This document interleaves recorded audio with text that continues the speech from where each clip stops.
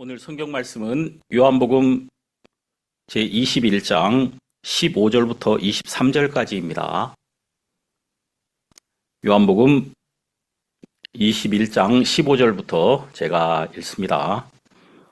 저희가 조밥 먹은 후에 예수께서 시몬 베드로에게 이르시되 요한의 아들 시몬아 내가 이 사람들보다 나를 더 사랑하느냐 하시니 가로되 주여 그러하외다 내가 주를 사랑하는 줄 주께서 아시나이다 가라사대 내 어린 양을 먹이라 하시고 또 두 번째 가라사대 요한의 아들 시몬아 내가 나를 사랑하느냐 하시니 가로되 주여 그러하외다 내가 주를 사랑하는 줄 주께서 아시나이다 가라사대 내 양을 치라 하시고 세 번째 가라사대 요한의 아들 시몬아 내가 나를 사랑하느냐 하시니 주께서 세 번째 내가 나를 사랑하느냐 하심으로 베드로가 근심하여 가로되 주여 모든 것을 아시오매 내가 주를 사랑하는 줄을 주께서 아시나이다.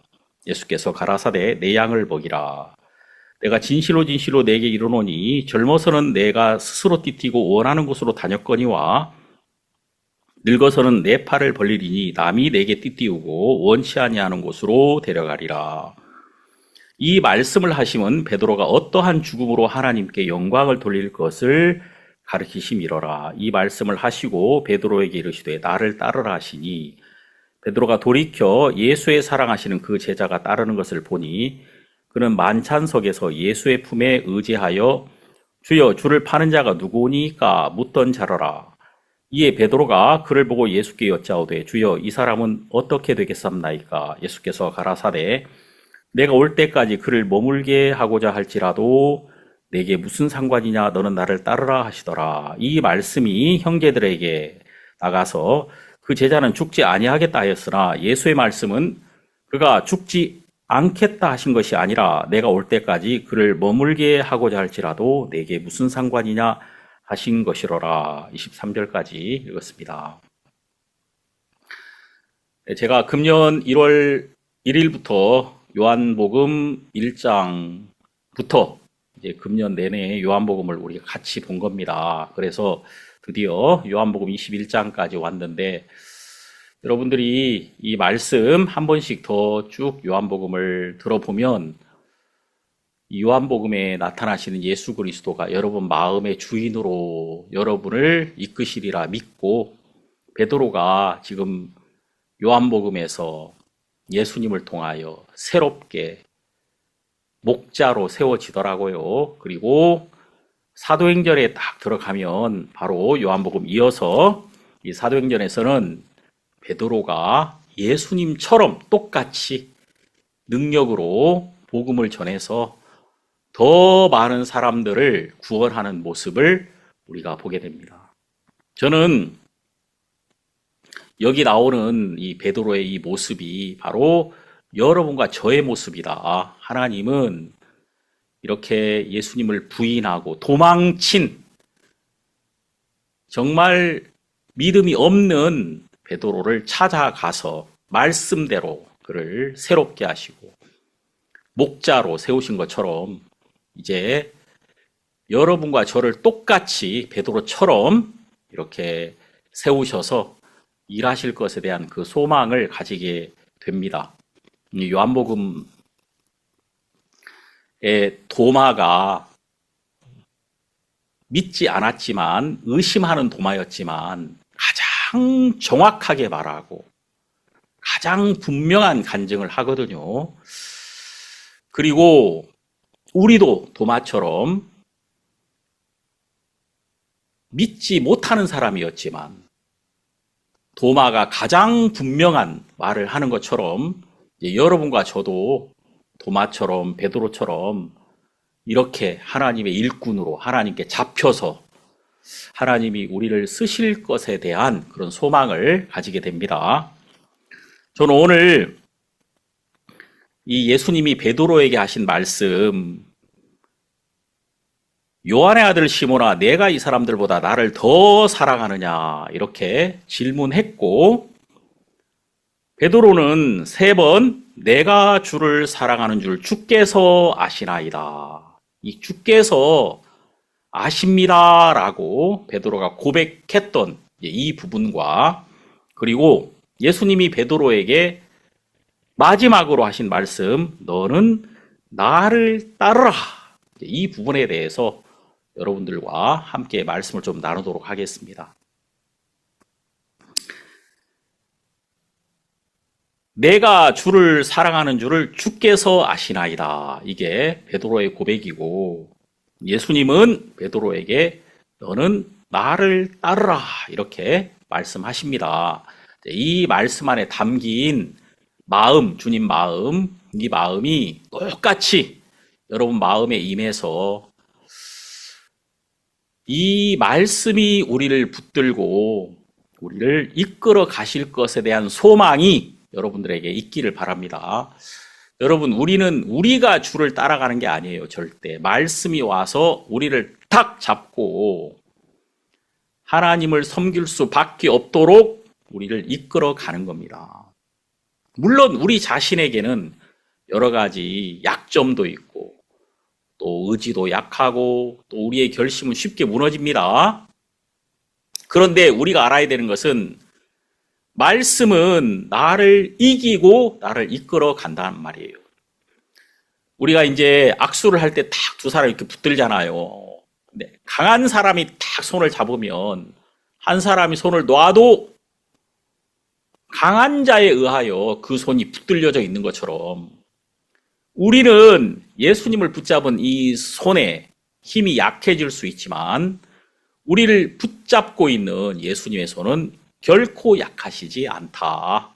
그래서 우리와 상관없이 우리를 이끄시고 우리를 복되게 하실 수밖에 없다는 것, 우리가 이런 부분을 요한복음 21장에서 발견할 수 있습니다. 원래 사실은요, 요한복음 20장에서 이 요한복음은 마무리가 됩니다. 거의 끝나요. 그리고 이제 요한복음 21장은 이 요한복음 20장까지 해서 다 못한 이야기를 첨언으로 이제 마무리로 붙여놓은 이야기인데, 이것은 우리에게 반드시 필요한 이야기이기 때문에 우리에게 붙여서 말씀하심이 분명합니다. 여러분, 여기 지금 21장에 딱 보면은 베드로가 물고기 잡으러 가요. 원래 20장에서 베드로는 예수님을 봤단 말이에요. 도마와 함께 분명히 예수님을 보았어요. 부활하신 예수님을 보았어요. 그런데 21장에 가보니까 예수님을 본, 부활하신 예수님을 경험한 이 베드로가 도망치고 있더란 말이에요. 여기 3절에 있는 것처럼 나는 물고기 잡으러 가노라. 그리고 다른 제자들도 우리도 함께 가겠다. 그러면서 함께 이제 갈릴리로 가버립니다. 이 모습이 좀 이상하죠. 분명히 부활한 예수님을 보았으면 더 힘을 얻었어야 되는데 오히려 베드로 마음속에 예수님을 향한 부담이 생겼어요. 자, 왜냐하면 그는 예수님을 부인했단 말입니다. 그가 예수님이 부활하시기 전 그와 예수님과의 관계는 베드로가 예수님을 욕하고 저주하고 부인했단 말이에요.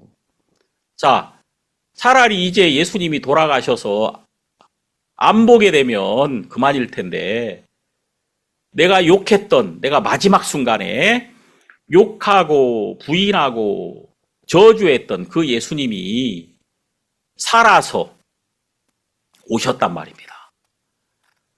예수님이 살아나신 것이 큰 기쁨이었겠지만 베드로의 마음속에 그 자기에게 매여 있는 마음이 있었단 말이에요.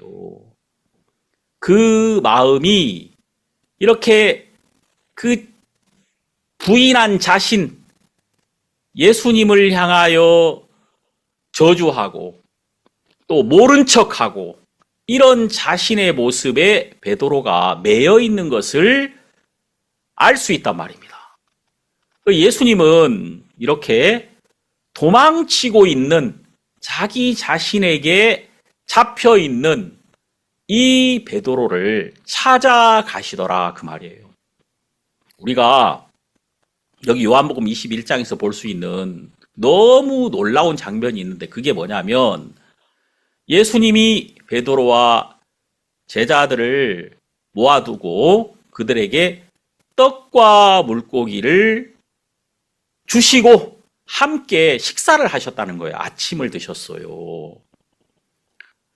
떡과 물고기를 주는 장면은 요한복음 6장에 나옵니다. 요한복음 6장에서 예수님이 보리떡 5개와 물고기 2마리로 5천 명을 먹이셨죠. 그런데 지금 21장에서는 예수님이 제자들을 모으고 그 제자들과 함께 떡과 물고기를 드시고 계신단 말이에요. 요한복음 21장이야말로 진정한 떡과 물고기를 제자들에게 주면서 이제 그들을 회복시키는 놀라운 장면임을 우리가 여기서 발견하게 되는 거예요. 그러니까 여러분, 요한복음 6장에서는 5천 명을 먹였지만 요한복음 21장에서는 제자들을 먹이고 있는 예수 그리스도. 그러니까 실제로 예수님이 정말 하시고자 했던 일들은 이 제자들을 세우는 일이었습니다. 우리가 보면 처음에는 사람들이 작게 시작하지만 나중에 막 커지잖아요. 그런데 예수님은 반대예요. 예수님은 처음에는 떡과 물고기로 5천 명을 먹였지만 최후의 순간에는 예수님이 예수님의 떡과 물고기로 그 제자들을 힘있게 하고 제자들을 회복시키시고 제자들을 세우시더라. 그리고 이 마지막 순간에는요, 베드로와 대화하시더라고요. 베드로의 마음에 정확하게 예수님을 세워 나가시더라고요. 그러니까 이렇게 이 성경을 쭉 읽어보면은 예수님은 온 세상을 구원하러 오셨지만 결국은 예수님과 만나서 대화를 해보면 예수님은 나 한 사람에게 다가오고 계신다는 것.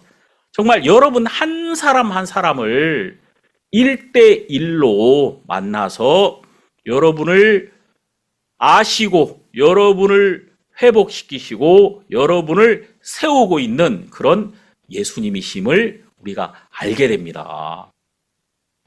여러분 예수님이 능력이 많으시고 지혜가 심히 크시지 않습니까?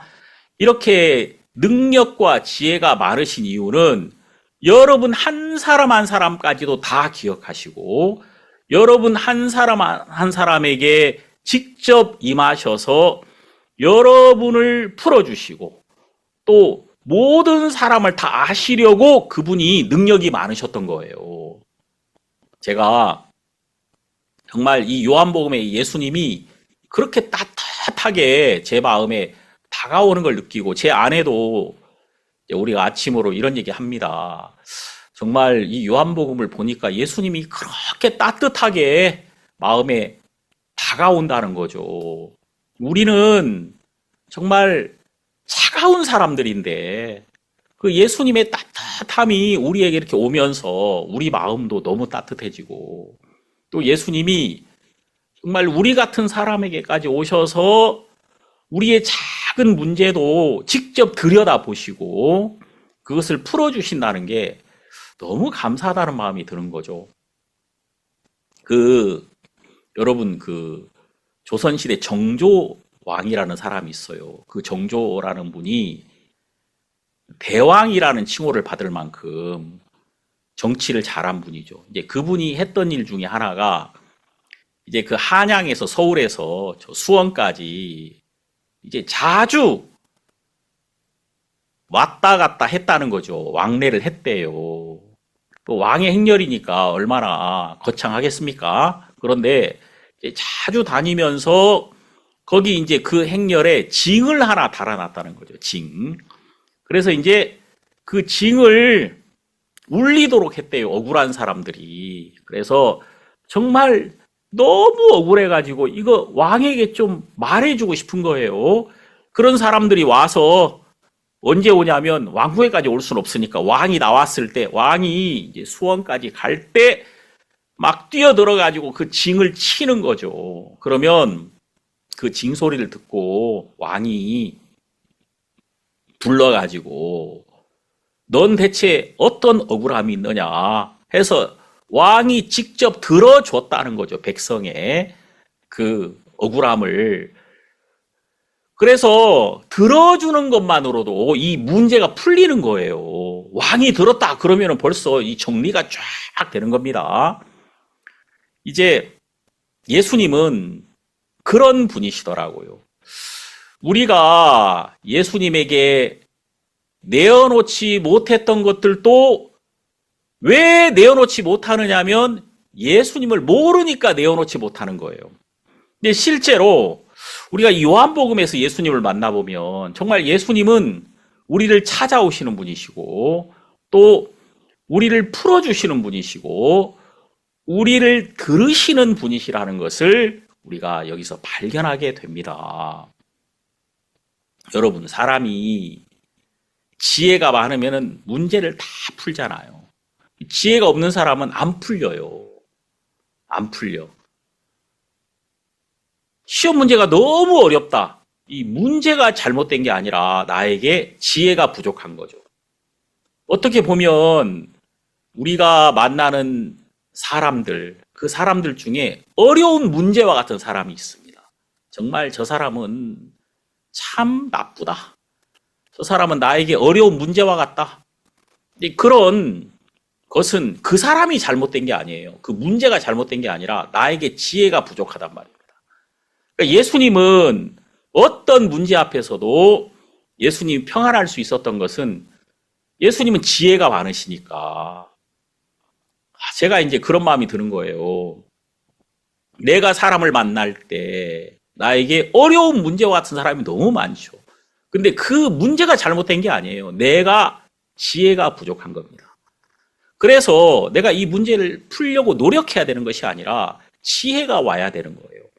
근데 이 지혜는 바로 예수님이시다. 예수님이 내가 길이요 이렇게 말씀하셨잖아요. 그래서 예수님의 지혜가 우리에게 오면 내가 예수님으로 충만하면 다 풀린단 말이에요. 그래서 우리가 어떤 일들 앞에서 그 일들을 가지고 씨름을 해야 되는 것이 아니라 그것 좀 놔두고 내 마음이 말씀으로 예수님으로 충만해지는 겁니다. 말씀이 채워지고 예수님이 마음에 채워지면 그 예수님으로 어떤 문제든지 다 풀어지더라고요. 제가 제 삶 속에 정말 힘들었던 적이 있었거든요. 그 가장 어려운 일 속에 지금 생각해 보면 예수님은 찬란하게 저에게 다가오셨더라고요. 빛으로. 캄캄할수록 빛이 강하지 않습니까? 찬란한 빛으로. 말씀 하나로 오신 예수님인데 그 말씀이 너무 찬란하게 지금까지는 빛이 어두웠단 말입니다. 왜 빛이 어두운 줄 아십니까? 낮이라서 낮은 빛이 어두운 거예요. 형광등을 아무리 켜봐요. 낮에는 그게 어둡단 말입니다. 그런데 캄캄해지면 그 빛이 강렬해지는 것처럼 나에게 소망이 없어진 그 자리가 예수님이 능력이 되신 자리더라고요. 그래서 참 성경을 보면은 우리 인간은 배반하고 불신하고 떠나가고 그게 우리 인간이에요. 그게 이상한 게 아닙니다. 당연한 겁니다. 그 미련하게 된 자리, 내가 소망이 없는 자리, 그 자리에 있어야 돼요. 내가 참으로 소망이 없는 자인 줄 나는 모르잖아요. 근데 우리가 이제 말씀 안에 딱 들어가 보면은 그게 발견이 됩니다. 야, 나에게 생명이 없구나. 우리는 하나님 찾을 수 없습니다. 우리는 죽은 자니까. 에베소서 2장 1절에 있는 것처럼 너희의 허물과 죄로 죽었던 너희를 살리셨도다. 우린 죽었던 자예요. 소망이 없는 자예요. 그래서 우리는 찾을 수 없어요. 하나님을. 죽었었으니까 감각이 없단 말입니다. 그냥 우리는 이 육체 속에서 육체 밖에 알지 못합니다. 생명 없이 그냥 육체가 요구하는 대로 육체가 끄는 대로 지렁이처럼 막 지렁이가 눈이 없으니까 몸이 흙과 부딪혀가지고 거기서부터 오는 감각으로만 꿈틀꿈틀 나가는 것처럼, 그래, 지렁이 같은 더 야고바 그런 거 아닙니까?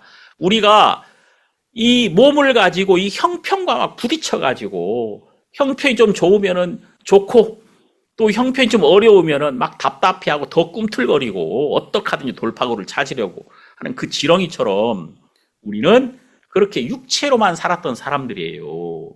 하나님을 향해 죽었으니까. 그런데 정말 놀라운 건 하나님이 우리에게 예수님을 통해서 오셔서 우리를 살리셨더라고요.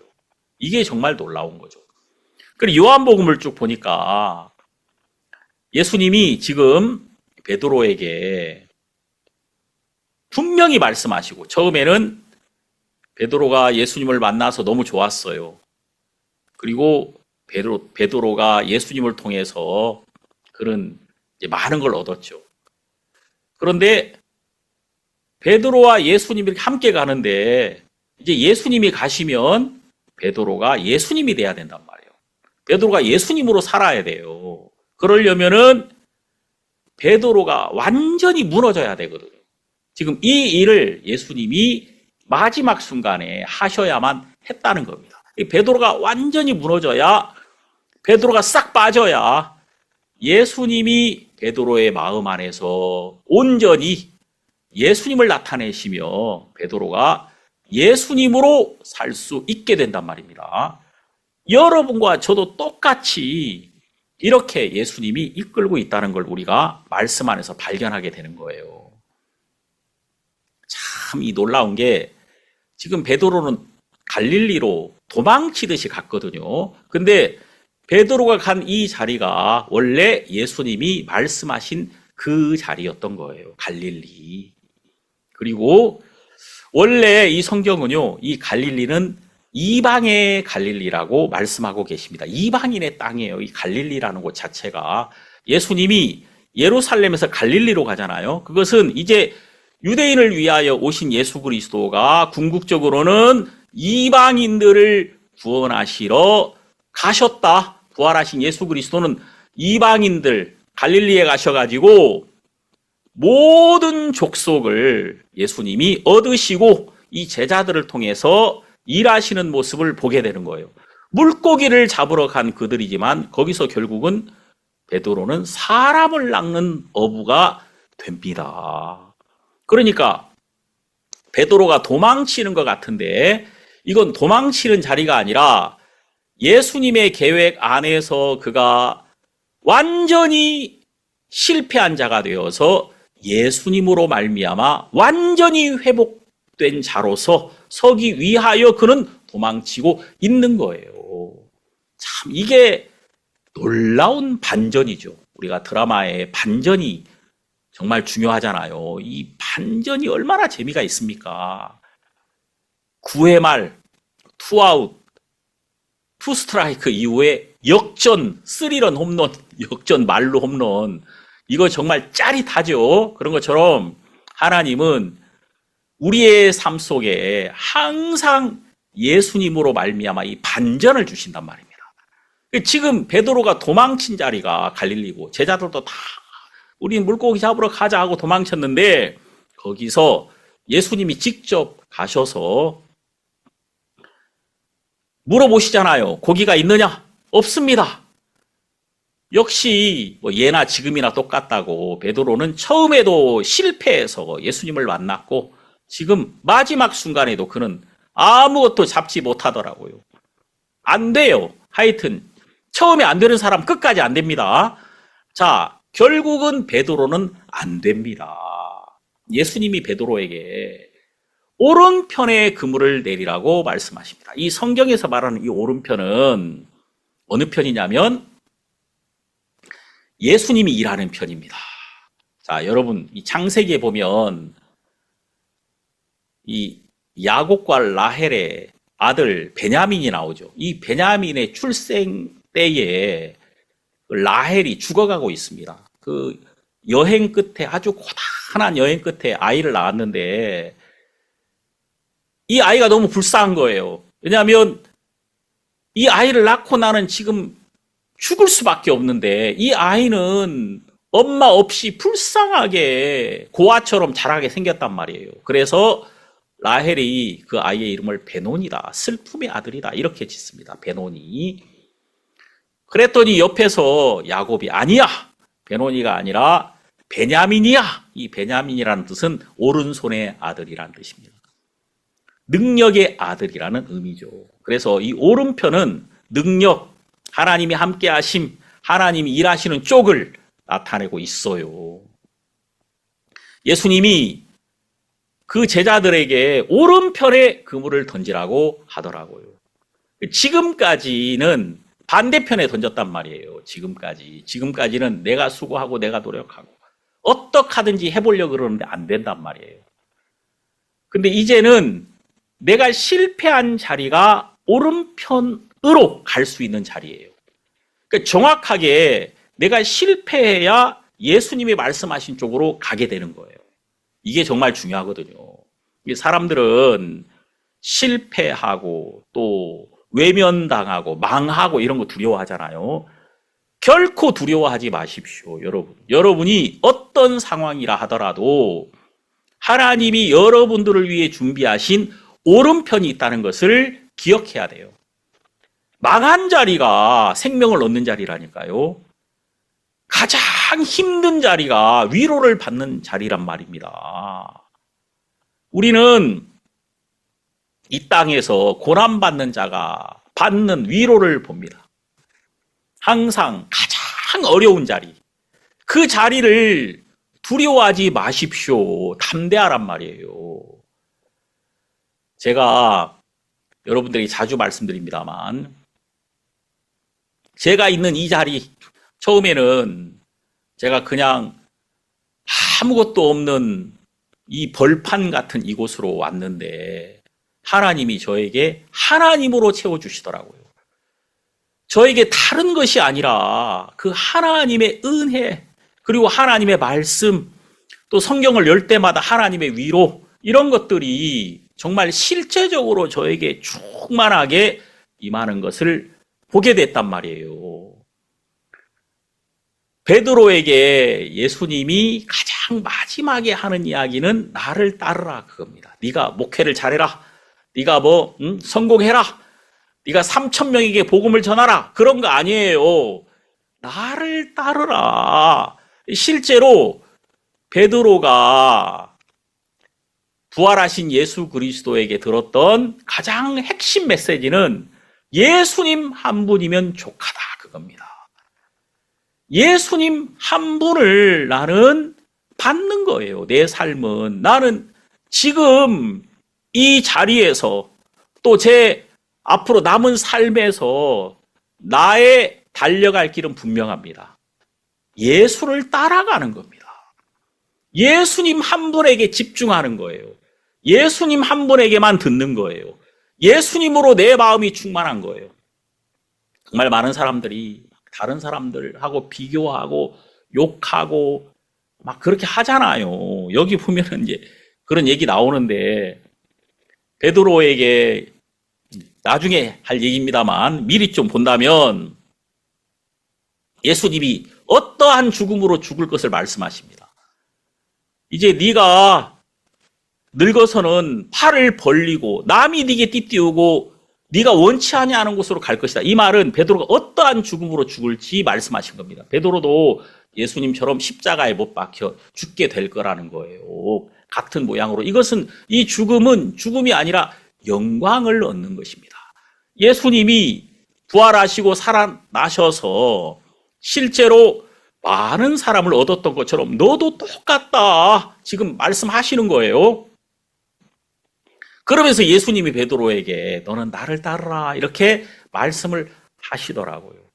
그리고 딱 옆에 보니까 예수님이 사랑하시는 제자, 이 요한복음의 저자인, 요한복음을 기록한 요한이 있는 거예요. 여기 21장 24절에 보면은 이 일을 증거하고 이 일을 기록한 제자가 이 사람이라 이렇게 말했잖아요. 이 요한이란 말입니다. 근데 이 요한이 예수님을 쫄쫄쫄쫄 따라다니니까 궁금한 거예요. 예수님, 그래 나는 그렇게 이제 될 텐데 이 요한은 어떻게 되겠습니까? 이 사람은 대체 어떻게 됩니까? 하고 물어보니까 예수님이 뭐라고 말하냐면은 이렇게 말씀하십니다. 내가 올 때까지 그를 머물게 할지라도 너에게 그것이 무슨 상관이냐? 너는 나를 따르라. 이렇게 말을 하더라고요. 그러니까 지금 베드로가 잠깐 요한을 바라봤단 말이에요. 잠깐. 그러면서 이제 생각에 빠지는 거죠. 그래, 나는 그렇게 죽을 텐데 저 요한은 어떻게 될까? 궁금하잖아요. 우리는 항상 남의 일이 궁금합니다. 저 사람은 대체 뭐야? 저 사람은 어떻게 되는 거야? 뭐 이런 거. 근데 예수님이 말씀하시기를 왜 네가 요한을 바라보느냐? 그래, 너는 죽고 그를 죽지 않게 내가 다시 올 때까지 머물게 할지라도 그것이 너와 무슨 상관이냐? 너는 나를 따라라. 네가 요한 바라보지 마. 요한은 내가 그를 향한 계획이 있어. 그리고 그는 그 계획대로 살 거야. 그는 내 안에서 너와 만날 거야. 함께 우린 다시 만날 거야. 너는 나를 따르라. 네가 요한 바라보지 말고 날 바라봐. 이렇게 말씀하고 계신 거예요. 우리는 상관하는 게 너무 많죠. 여기 예수님이 그게 너에게 무슨 상관이냐? 이렇게 말하잖아요. 우리는 우리 마음에 상관하는 게 너무 많아요. 그래서 짐이 많아지는 거예요. 근데 내가 예수님 한 분에게만 연결돼 버리면 내 상관하는 걸 다 끊어버리고 예수님 한 분으로 내 마음을 채우면 되는 거예요. 그러니까 내 삶의 목적은 오직 예수 그리스도 한 분이란 말입니다. 내 방향은 예수 그리스도 한 분이란 말이에요. 그것으로 나는 넉넉하고 충분하다. 이것을 지금 말씀해주고 있는 거죠. 이 참 얼마나 놀라운 말씀들입니까? 예수님에게 이 베드로는 너무 소중한 거예요. 베드로가 다른 곳을 바라보기를 원치 않는 거예요. 조금이라도 네가 다른 것에 마음 빼앗기지 말고 나를 따르라. 계속해서 베드로에게 말씀하고 계시더라고요. 이게 얼마나 마음에 감사합니까? 저에게 말씀하시는 것 같더라고요. 너는 나를 따르라. 그래, 나에게 다른 어떤 것도 중요한 것이 아니라 예수 그리스도 이 한 분이 나에게 너무 크고 너무 놀랍고 이분이 너무 커서 나에게 다른 것이 보이지 않아. 형편도 보이지 않고 뭐 여러 가지 사람의 소리도 들리지도 않고 예수님의 소리가 나에게 가장 크고 예수님의 능력이 가장 커서 말씀이 커서 그것으로만 내 마음이 가득 채워지는 것. 이것이 우리 은혜의 복음교회 성도님들이 가진 가장 큰 복 아니겠습니까? 하나님이 우리 교회 안에 있는 성도님들에게 이런 복을 주시더라고요. 저는 그렇게 믿어요. 정말 놀라운 건 우리가 오른편으로 그물을 던질 수 있는 것은 실패한 자리가 있기 때문입니다.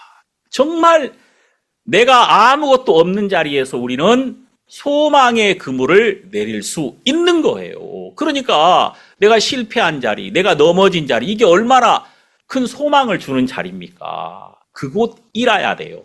그리고 사람들이 내가 실패했다, 내가 넘어졌다 하고 자기에 대해서 연민을 가져야 되는 것이 아니라 우리는 내가 실패한 그 자리에서 즉시로 예수님의 음성이 들리고 오른편으로 던지라는 그 음성이 들려요. 그리고 그 말씀은 내게 와서 오른편으로 그물을 던지게 해줍니다.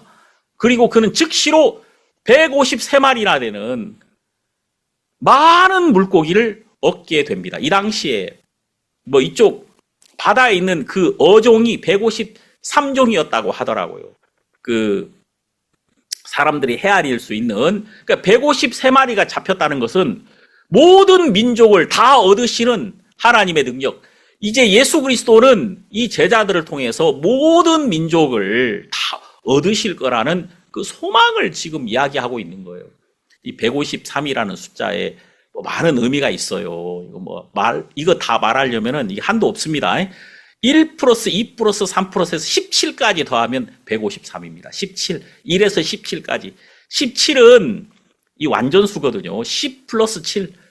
7은 안식을 의미하고 10은 완전수입니다. 그러니까 완전한 안식이죠. 완전한 안식 17. 그러니까 이게 어떤 의미냐면은 예수님은 그분이 우리를 완전한 약속 안에서 그분의 일하심 안에서 우리로 안식하게 하시고 우리가 예수 안에서 안식하는 동안에 우리는 모든 것을 다 얻게 될 것이라는 것을 말씀하고 있는 거예요. 우리가 하는 것이 하나도 없어. 하나님이 다 주셨는데 이게 우리로 말미암은 것이 하나도 없단 말입니다. 완전한 안식 안에서 하나님은 다 우리에게 주시는 거예요. 예수님이 여기 물고기와 떡을 주시더라고요. 이미 준비해 두시고 그리고 그 숯불 위에 있는 고기, 숯불 위에 있는 떡 이런 것들이 바로 뭐냐면 고난받은 예수 그리스도가 예수님을 이미 배부르게 하셨고 예수님뿐만 아니라 예수님과 함께 있는 모든 자를 넉넉하게 배부르게 하신다 이 말이에요. 그 고난받으신 예수 그리스도, 숯불 위에 있는 물고기. 우리가 이제 이 물고기는 예수님을 의미하는 거죠.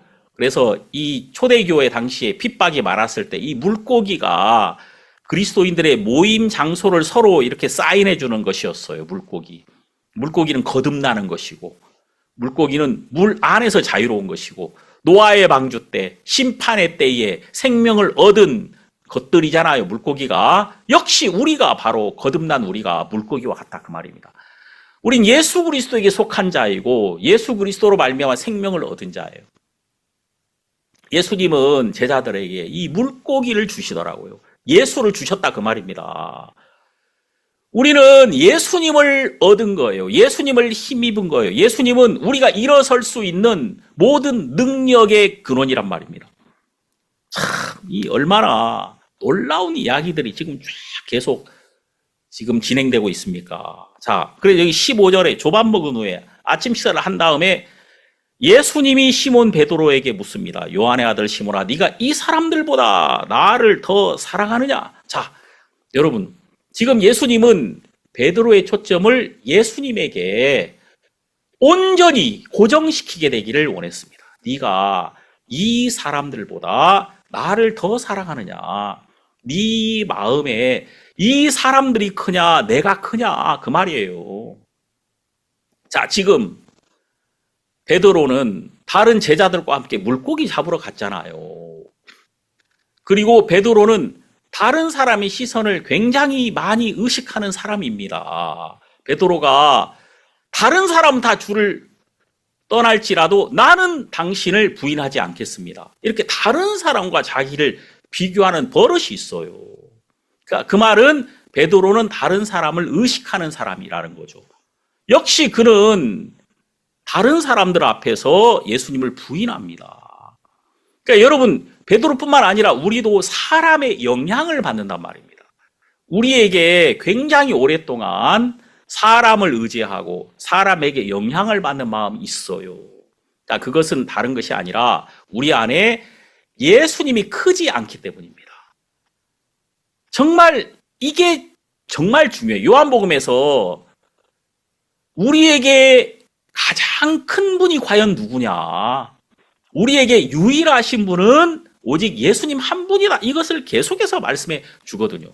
요한복음 4장에 보면은 수가성의 여인이 지금 예수님을 만났잖아요. 그래서 이제 예수님에게 이렇게 묻습니다. 요한복음 4장 12절에 우리 조상 야곱이 이 우물을 우리에게 주었고 또 여기서 자기와 자기 아들들과 짐승이 다 먹었으니 당신이 야곱보다 더 크니까? 당신이 야곱보다 더 크십니까? 이 여인의 마음에는 야곱이 커요. 야곱이 큰데 결국 예수님과 이 여인이 대화를 하면서 뭘 발견하냐면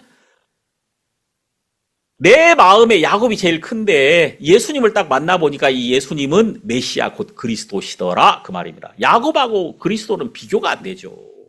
비교가 안 됩니다.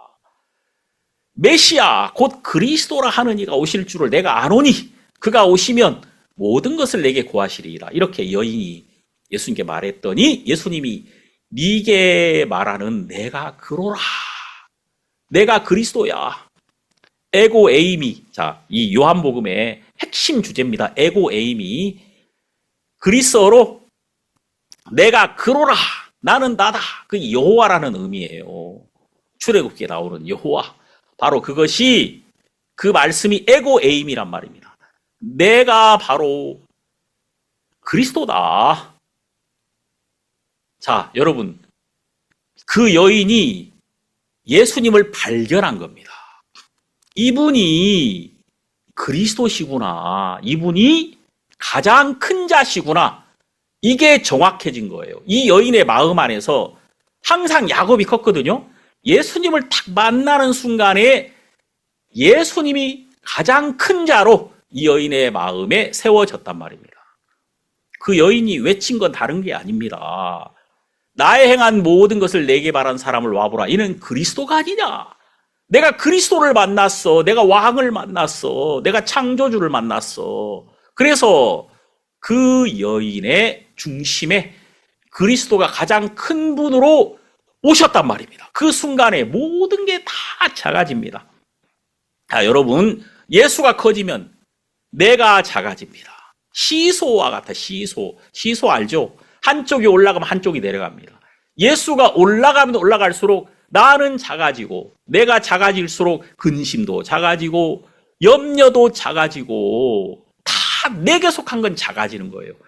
그리스도가 커지면 소망도 커지고, 또 기쁨도 커지고, 영생의 기쁨과 소망이 내 안에 가득하고, 하나님이 내 안에 커진단 말이에요. 말씀이 커지고, 다 커지는 거예요. 진짜 중요한 건 예수가 내 안에서 가장 큰 분으로 서는 겁니다. 예수님이 지금 베드로에게 이 사람들보다 나를 더 사랑하느냐라고 물으시더라고요. 베드로가 그러하외다 내가 주를 사랑하는 줄 주께서 아시나이다. 이게 3번 고백합니다. 주께서 아시나이다. 자, 두 번째 또 묻습니다. 네가 나를 사랑하느냐? 주여 그러하외다. 내가 주를 사랑하는 줄 주께서 아시나이다. 예수님은 내 양을 치라. 이렇게 말씀하시죠. 세 번째. 이 세 번째가 중요합니다. 요한 아들 시모라 네가 나를 사랑하느냐 하시니 세 번째 네가 나를 사랑하느냐 하심으로 베드로가 근심했단 말입니다. 왜 근심했을까요? 자, 베드로는 예수님을 3번 부인했거든요. 지금 예수님이 3번 질문하니까 3번 부인한 내가 기억날 거 아닙니까? 베드로가 근심에 빠지더란 말입니다. 지금 예수님은요 3번 질문하셔서 베드로를 완전히 회복시키신 거예요. 완전히 3번 부인한 베드로가 3번 인정하고 3번 고백하면서 완전히 그가 예수님 마음 안에서 회복되었단 말입니다. 참, 이게 예수님의 마음이에요. 예수님은 여러분과 저의 작은 부분까지도 파고들어서 나를 지우고 말씀을 세우시는 일을 하시고 있다는 겁니다. 베드로가 근심했단 말이에요. 여기 그러면서 이렇게 말합니다. 모든 것을 아시오매 내가 주를 사랑하는 줄을 주께서 아시나이다. 당신은 모든 것을 아신단 말이에요. 자, 여러분 예수님이 다 아신다는 말은 이 말은 반대로 말하면 나는 모른다는 말입니다. 나는 진짜 모르더라고요. 왜냐하면 베드로가 예수님을 위하여 목숨을 버리겠나이다 그랬는데 그때 말씀에서 나온 베드로는 예수님을 부인한 베드로였단 말입니다. 베드로는 자기가 옳은 줄 알았는데 자기가 틀렸어요. 자기가 누군지 모르겠어. 자기는 결심한 것마다 번번이 다 틀리더란 말입니다. 뜻대로 되는 게 하나도 없어요. 자, 베드로는 자기를 모르더라. 베드로가 발견한 게 뭐냐면 주님이 모든 것을 아신다는 것입니다. 다시 말해서 주님의 마음 안에 내가 있는 거예요. 주님의 마음 안에서 발견된 내가 정답이다 그 말입니다. 자, 여러분들은 여러분이 보는 여러분이 있고 말씀 안에서 비추어진 여러분이 있습니다. 완전히 다릅니다. 내가 나를 볼 때는 나는 연약한 자인데 말씀 안에서 나를 보면 나는 의롭습니다. 완전히 달라요. 아브라함 안에서 아브라함을 보면은 아브라함은 자식을 낳을 수 없어요. 근데 말씀 안에서 아브라함을 보면 아브라함은 아브라함이에요. 많은 무리의 아비예요. 하나님이 아브라함에게 너 많은 무리의 아비야. 명년 이맘때 네게 아들이 있으리라 했을 때 아브라함이 그게 안 받아들여지는 거예요. 아니 나는 지금 100세나 됐는데 내가 어떻게 자식을 낳을 수 있어. 지금 베드로가 생각하는 베드로가 있고 예수님이 생각하는 베드로가 있단 말이에요. 근데 베드로가 생각하는 베드로는 틀렸어요. 예수님 안에 있는 베드로가 진짜 베드로다 그 말입니다. 이것을 성경은 계속해서 가르쳐 주는 거예요. 모든 하나님의 사람이 다 마찬가지예요. 아브라함이 틀렸어요. 하나님의 말씀 안에 있는 아브라함이 진짜 맞아요. 말씀 안에 있는 아브라함은 열국의 아비고 또 그가 씨가 없는 자지만 많은 사람을 그 속에 낼 수 있는 자였단 말입니다. 정말 이런 이야기는 성경에 무궁무진하죠. 어디를 열어도 다 그런 말씀이 나오고 있습니다.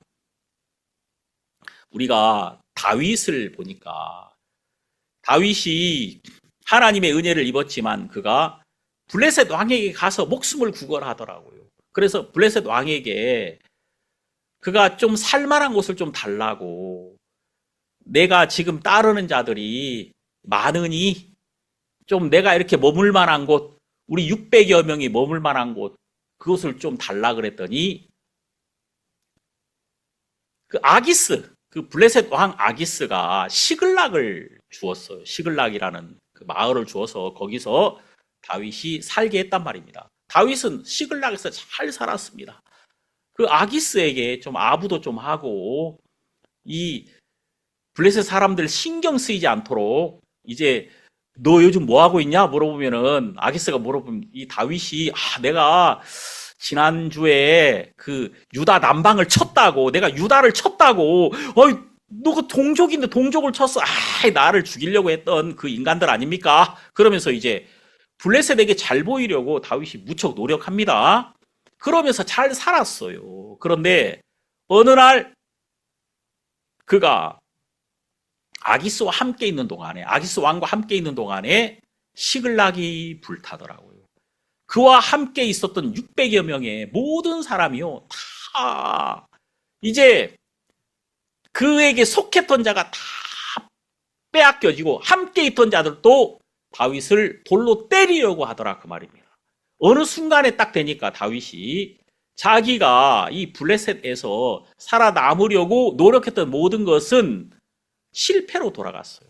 다 불타버렸어요. 아무것도 없어요. 다윗은 거기서 정말 놀라운 것을 깨닫습니다. 내가 수고하고 내가 얻으려 했던 모든 것은 다 아무것도 없구나. 나에게 있어서 하나님 한 분이구나. 하나님이 나에게 하신 말씀. 그것은 내가 이 블레셋에 있는 것보다도 유다로 가라는 것이죠. 그걸 정확하게 알았던 거예요. 시글락이 다 불타면서 그가 수고하고 그가 세웠던 것들이 하루아침에 불타버리면서 그는 유다로 가야 되겠다는 마음을 가집니다. 그래서 그가 이제 아말렉을 진멸하고 얻었던 그 부산물들 그런 것들을 유다 족장들에게 막 보냅니다. 유다로 돌아가려고 다윗이 마음에 결심을 하고 있는 모습을 우리가 성경에서 보거든요. 그러니까 우리가 성경을 가만히 보면은 나로 말미암은 것, 인간으로 말미암은 것은 결국은 다 불태워집니다. 한순간에 다 무너지는 거예요. 그리고 하나님이 주신 것, 하나님이 나에게 허락하신 것, 하나님 한 분, 내가 하나님의 말씀 하나를 들은 것, 하나님이 나에게 말씀하신 것, 그 하나만 있는 거예요, 결국은. 참, 이게 얼마나 놀랍습니까? 지금 베드로가 발견한 게 다른 게 아니에요. 주님이 아신다는 것입니다. 당신 안에 내가 있다. 내가 당신 밖에서 생각했던 모든 것은 다 헛된 것이며 무익한 것일 뿐이라는 겁니다. 주님 당신이 모든 것을 아시고 당신이 나를 사랑하시고 나에게 오셨고 당신 안에 내가 있다 이렇게 고백한 거예요. 여기 내가 주를 사랑합니다 이렇게 말하지 않고 내가 주를 사랑하는 줄 주께서 아시나이다 이렇게 말한 것은 바로 다른 것이 아니라요. 당신의 사랑 안에 내가 있다는 겁니다. 당신의 지식 안에 내가 있다는 거예요. 주께서 아시나이다. 내가 당신을 사랑하는데 그것은 당신이 나에게 먼저 오셨기 때문에 사랑을 주셨기 때문에 나는 당신을 사랑할 수밖에 없습니다. 이렇게 고백한 거예요. 이 성경 요한 1서 4장 10절을 보면은 이런 말씀이 있죠. 여러분도 잘 아실 거예요. 사랑은 여기 있으니 우리가 하나님을 사랑한 것이 아니요 오직 하나님이 우리를 사랑하사 우리 죄를 위하여 화목제로 그 아들을 보내셨음이니라. 자, 우리는 하나님 사랑할 수 없어요. 하나님이 우리에게 예수님을 보내신 겁니다. 사랑을 보내신 거예요. 그래서 사랑이 우리 마음 안에 임한 거예요. 우리는 사랑이 없었는데 예수님을 받음으로 사랑이 우리 안에 임하신 거예요. 그래서 우리는 그 사랑으로 사랑할 수 있게 된 거예요. 이게 놀라운 거죠. 그래서 이제 예수님이 우리에게 오셔서 우리를 살리셨기 때문에 우리는 그 예수님이 주신 생명 안에서 하나님을 사랑할 수 있는 자가 된 거란 말이에요. 믿음도 주님의 것이고 생명도 주님의 것이고 다 주님의 거예요. 우린 단지 없음으로 주님을 받은 거예요. 이걸 여러분이 꼭 기억해야 돼요. 우린 없어야 돼요. 이 없다는 것이 너무 좋은 거예요. 없음이 충만하게 만들어주는 거예요. 어둠이 밝게 만들어주는 거예요. 망함이 흥함을 가져다 주는 거예요. 그래서 여러분들이 여러분 자신을 확 내려놓는데 추저하지 말아라. 아무런 문제가 없다. 오늘 정말 많은 사람들은 교회가 우상이 돼 있습니다. 한번 냉정하게 생각해 보세요. 여러분들이 큰 교회를 세우고, 예? 막 어떤 예수님이나 말씀보다도 다른 것, 여러분이 붙들고 있는 것, 외형적인 것, 이런 모든 것들이 과연 여러분들을 평안케 하십니까? 전혀 그렇지 않습니다. 그런 것들이 세워지는 동안에 말씀은 작아지고, 믿음도 작아지고, 소망도 작아지는 겁니다. 아무것도 없는 자리가 모든 것을 가진 자리가 되는 것입니다. 지금 베드로에게 이것을 정확하게 세우는 거예요. 지금 이 베드로는 예수 안에 있는 나를 정확하게 발견합니다. 원래 여러분 여기 보면 예수님이 베드로에게 질문할 때 네가 나를 사랑하느냐 이 사랑이라는 말이 헬라어로 아가페입니다. 아가페. 헬라어에는 아가페가 있고 필레오가 있어요.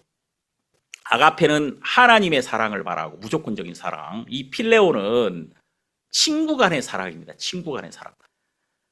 예수님은 아가페로 물어봤어요. 우리 한국말 성경에는 똑같은 사랑이지만 헬라어에는 이게 다르단 말이에요. 예수님은 아가페로 물어봤는데 지금 베드로는 필레오로 대답합니다. 필레오로. 세 번째 예수님이 질문을 바꿉니다.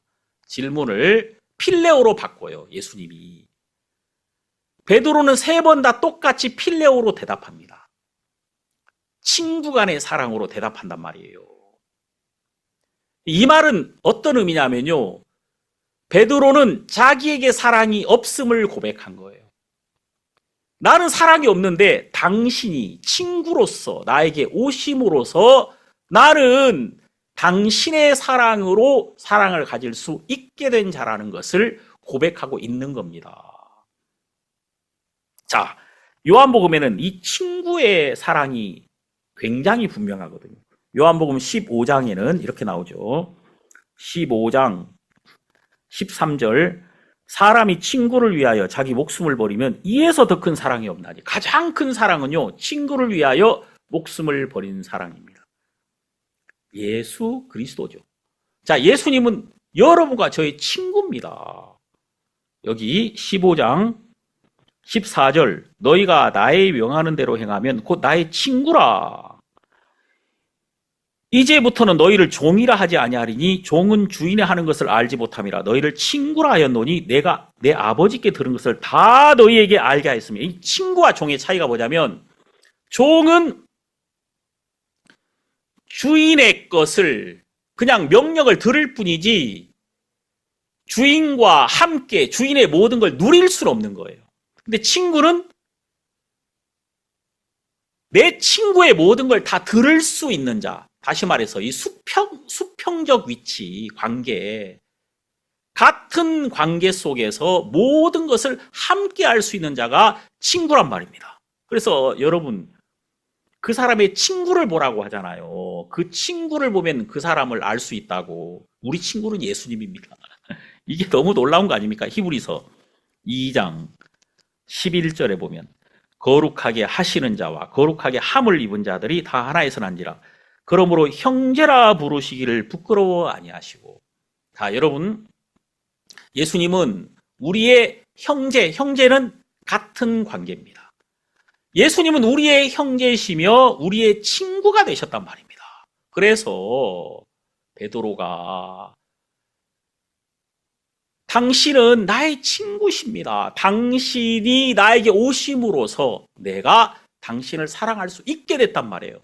그러니까 지금 베드로의 이 고백, 이 필레오라고 말씀한 이 고백은요, 나는 사랑이 없다는 거예요. 당신이 친구로서 당신의 생명을 나에게 주심으로써 나는 당신을 사랑할 수 있는 마음을 가지게 됐고, 당신을 통하여 나는 하나님 앞에 설 수 있는 자가 된 거예요. 여러분, 이런 베드로에게 예수님은 내 양을 먹이라 이렇게 말씀하십니다. 내 양을 먹이라. 베드로의 양이 아닙니다. 예수님의 양입니다. 예수님의 것을 베드로에게 맡긴 거죠. 자, 이건 뭐냐면요, 베드로가 단독적으로 목자가 되어서 양떼를 이끄는 것이 아니라 예수님과 함께 목자가 되는 것입니다. 함께. 예수님이 이끌어 가시는데 베드로에게 함께 이끌자는 거예요. 이제 내가 너와 함께 하겠다. 자, 여러분, 굉장히 중요한 얘기 좀 해봅시다. 원래 하나님이 우리 인간을 만드신 목적은 우리에게 안식을 주기 위함입니다. 함께 하기 위함이란 말이에요. 함께 해야 안식이 오거든요. 인간은 6째 날 창조되었고 7째 날 안식했습니다. 인간이 창조되고 첫 번째 만난 게 안식일이란 말이에요. 자, 그 안식은 바로 뭐냐면 하나님이 일하시는 날이고, 하나님이 일하심 안에서 우리 인간은 쉼을 얻는 겁니다. 자, 여러분, 함께가 바로 안식입니다. 그래서 소가 혼자 멍에를 지면 굉장히 무겁지만 함께, 소 2마리가 함께 밭을 매면 훨씬 더 가볍단 말이에요. 이 함께 매는 것, 이게 안식입니다. 이게 평안이에요, 여러분. 평안. 그 살롬이라는 말, 이게 함께 밭을 가는 거예요. 예수님은 우리에게 오셔서 우리를 그분의 양으로 부르셨고, 이제 그분이 목자신데 우리를 함께 목자로 세우시고 친구로 부르셔서 함께 목자로 세우시고 이제 잃어버린 양을 찾기를 기뻐하셨다는 것입니다. 그러니까 예수님은 우리를 통하여 한 사람을 구원하시기를 기뻐하셨단 말입니다. 정말 여러분, 이 땅에는 많은 구원받지 않은 사람들을 예수님은 나를 통해서, 여러분을 통해서 구원하시고자 하는 거예요. 그때 우리는 우리를 구원하신 예수 그리스도, 우리와 함께 하시는 예수님을 맛보게 되는 거거든요. 실제로 예수님은 우리와 함께 일하시고 함께 안식 안에서 많은 열매를 주시기를 기뻐하시는 분이라는 걸 우리가 알게 되는 거예요. 요한계시록 7장을 보면 이렇게 나오죠. 요한계시록 7장 17절에 보면 이는 보좌 가운데 계신 어린 양이 저희의 목자가 되사 생명수샘으로 인도하시고 하나님께서 저희 눈에서 모든 눈물을 씻어주실 것이미러라. 여러분, 지금 어린 양이 목자가 되신다. 그분도 양으로 오셨는데 그분이 목자가 되셨다. 똑같이 우리가 그분의 인도를 받는 어린 양이었는데 이제 우리도 예수님의 인도 안에서 함께 목자가 돼서 이제 함께 다스리시고 함께 영광 가운데 있기를 예수님은 기뻐하시는 분이시다. 이런 주님이 또 어디 계시겠느냐. 이게 너무 마음에 뜨겁고 감격스럽지 않습니까? 그래서 여러분, 예수님이 여기 지금 베드로에게 마지막으로 한 말은 나를 따르라 그겁니다. 베드로가 양을 치는 목자로 세움을 받았지만 그에게 양을 맡기신 이유도 하나예요. 목자장이신 예수님을 따르라는 것입니다. 우리가 전도를 하다 보면요, 두 가지를 우리는 발견하게 됩니다. 첫 번째는 이야, 내 재주로는 한 사람도 구원할 수 없구나. 이거 반드시 느낍니다. 전도는 해야 돼요. 왜냐하면 전도를 통해서 우리는 실패를 경험할 수 있거든요. 전도를 반드시 해야 됩니다. 그래야 내가 안 된다는 것을 압니다. 절대 구원할 수 없습니다, 나는. 자, 이걸 첫 번째 느끼고 두 번째 또 발견합니다. 그러나 구원하십니다, 하나님. 내가 포기됐는데 하나님이 그 영혼을 구원하신단 말이에요. 이걸 항상 느낍니다. 나는 할 수 없는데 하나님이 한 영혼을 구원하신다는 것. 이걸 가르치시고 싶은 거예요. 예수님이 베드로에게 양을 맡기신 것은 하나 때문이에요. 나를 따르라 그겁니다. 베드로가 지금 여기 19절, 20절에서 나를 따르라는 예수님 말씀을 듣고도 베드로가 요한을 바라보더라고요. 돌이켜 요한을 바라봤다. 베드로가. 그럼 나는 지금 죽을 텐데, 나는 이제 당신 말씀대로 어떻게 죽을 것을 말씀하셨는데 이 요한은 대체 어떻게 되는 겁니까? 그때 예수님이 내가 올 때까지 그를 머물게 하고자 할지라도 너에게 그것이 무슨 상관이냐? 너는 나를 따르라. 네가 요한 바라보지 마. 나를 봐라. 내 안에서 요한을 만나는 거야. 나를 따르라. 이것이 예수님이 베드로를 향한 예수님 마음이었다 그 말입니다. 참 우리는 이 말씀 안에서 큰 소망을 얻습니다. 우리가 목회를 해야 되는 사람이 아니라 예수님을 따르는 사람이구나. 우리가 이 땅에서 예수님을 따르는 사람이구나. 우리는 예수님의 인도를 받는 자들이구나. 우린 예수님의 양이구나. 이런 사실을 우리는 이 말씀 안에서 발견하게 됩니다. 저는 정말 여러분들 마음 안에 이 베드로를 인도한 예수님이 여러분들도 똑같이 이끌고 계시다는 것, 이거 마음에 기억하시기를 바라고 우리 은혜의 보험교회 성도님들 담대하시기를 바랍니다. 결국은 우리에게는 예수 그리스도가 우리에게 하신 말씀 하나만 있을 뿐입니다. 그 말씀이 온전하게 여러분을 지키시고 온전하게 여러분을 하나님 안에서 복되게 하실 것입니다.